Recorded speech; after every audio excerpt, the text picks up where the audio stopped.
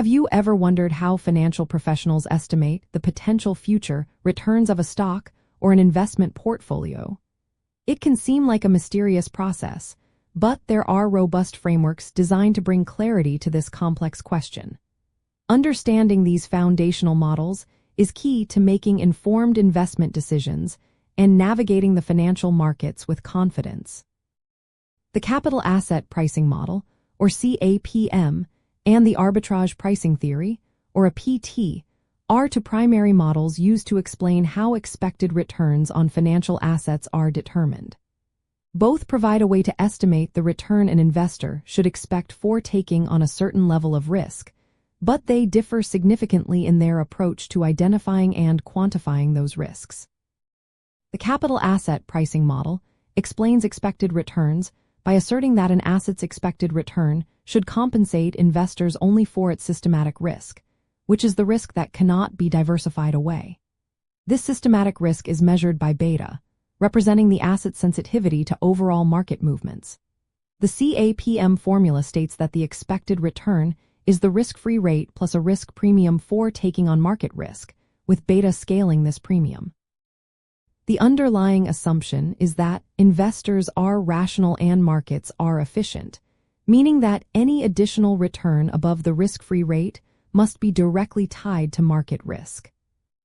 In contrast, the arbitrage pricing theory posits that an asset's expected return is influenced by multiple systematic risk factors, not just one.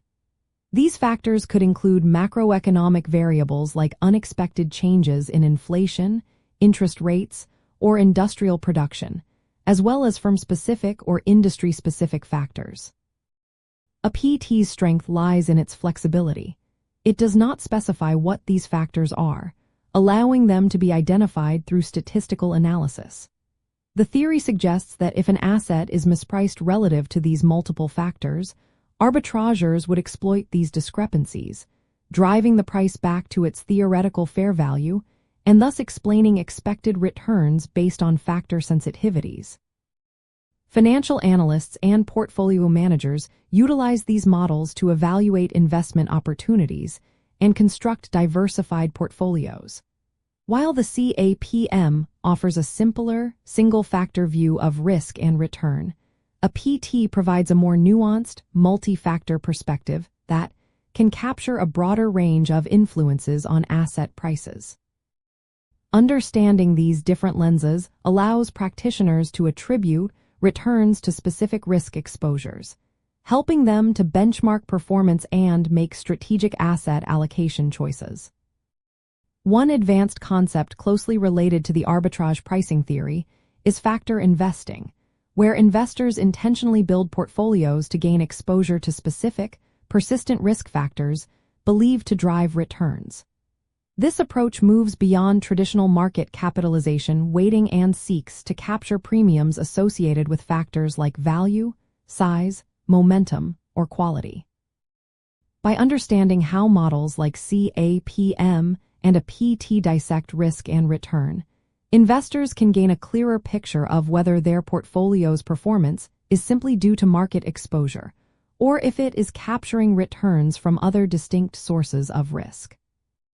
Ultimately, both the capital asset pricing model and the arbitrage pricing theory serve as indispensable tools for understanding the forces that shape expected returns in financial markets. They provide structured frameworks to quantify the relationship between risk and return, enabling investors to make more informed decisions about asset valuation, portfolio construction, and risk management, whether through a simple market risk lens or a comprehensive multi-factor approach.